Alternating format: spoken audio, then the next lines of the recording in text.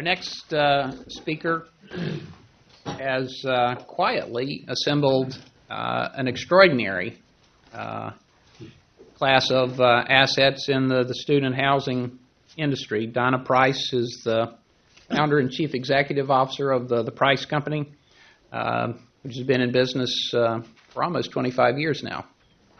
And while the macro trends for real estate may not be all that favorable generally, in the student housing market, the tailwinds are behind her. And they're positive not only for access to the capital markets and the private equity players who are making investments in fabulous companies like hers that generate significant cash flows and have stability of the assets, but the interest rate environment, of course, and whether we ever see interest rates higher than what they are right now in your lifetime or mine will be interesting to see. But Donna's company is the 11th largest student housing provider in the country. It's extraordinary. She's quietly built that empire here in the Triangle. She's got 260 employees across 7 states, and her award listing includes everything from the best apartment complex, best connectivity, most creative financing, best apartment staff. It seems like she's won all of the awards in her industry. She received her undergraduate degree, of course, from UNC, and a master's from Maryland in College Park. She serves on many community charitable organizations and foundations and has an extraordinary commitment to this community. I'm so proud of everything that you've done, and we're so pleased to have Donna Preiss with us this evening.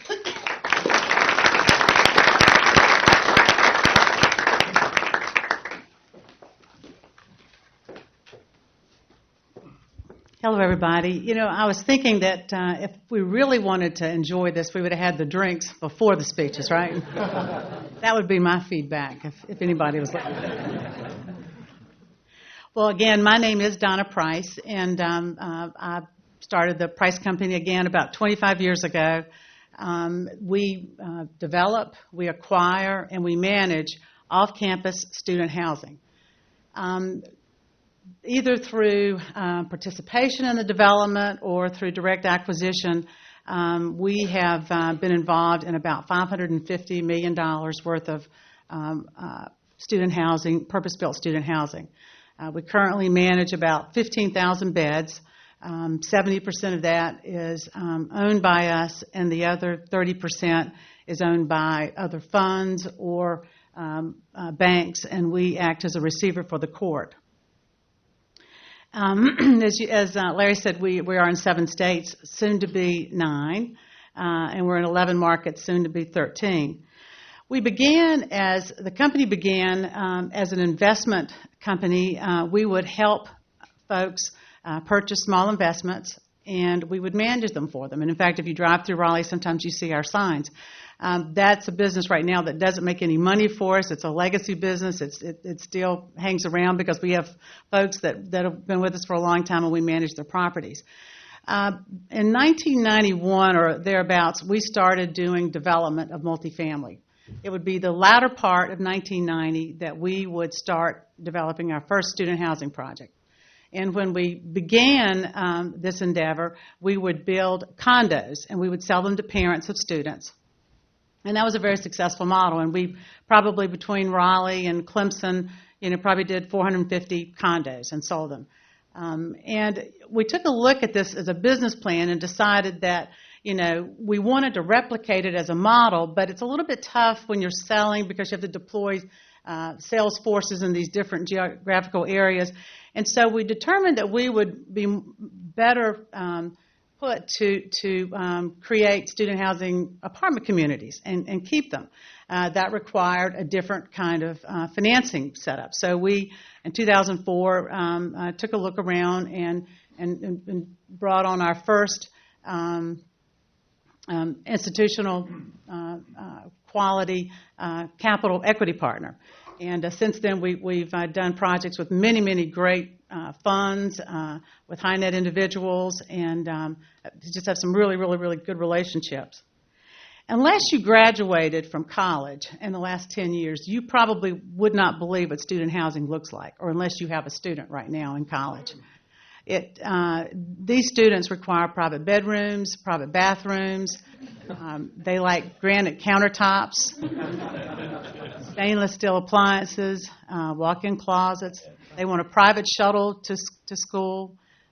They are going to expect amenities that are along your nicest hotels. And they're going to expect social activities that rival all-inclusive resorts or adult camp. Our business strategy contains two components. It's front office and it's back office. Front office is all about the experience. Our staff are very adept at event planning, and truly, I mean, they're the pool parties that you all are familiar with and you've seen on YouTube if you've chosen to go on. But in addition to that, we do cake decorating. We do yoga.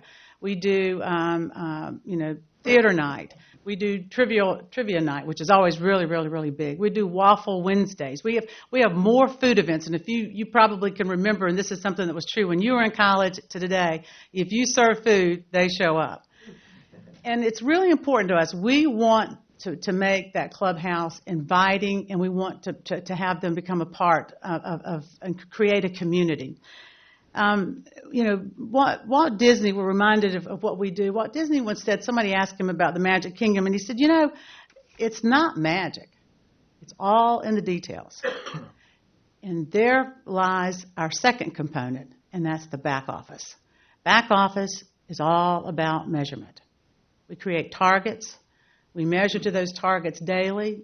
We hold people accountable, and we reward them if they hit their targets. It's like if it works, we do it again. If it doesn't work, then we try something else. I really believe in all the concepts that were mentioned in Fire and Ice, but I have to mention two others that I think that just to expand on.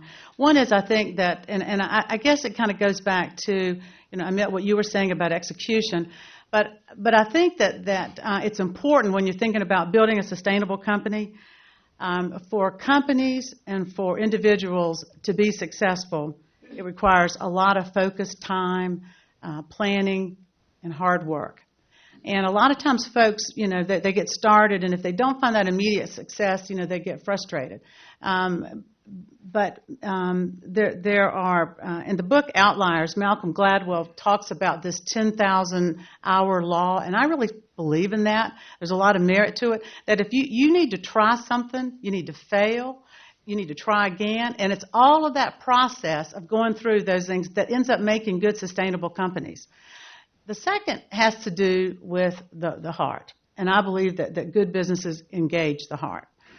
A good company requires a good leader, and a good leader has to care about the people that work for them. There are several quotes that could say this better than I could say it. The one that you all know is, they don't care what you know until they know that you care. Another one is that to lead yourself, use your head. To lead others, you use your heart. And then the final one is that a leader asks for the leader touches your heart before he asks for your hand. And I do believe that it is possible in this day and age to make money and to also have nurturing, winning cultures at your office. Thanks.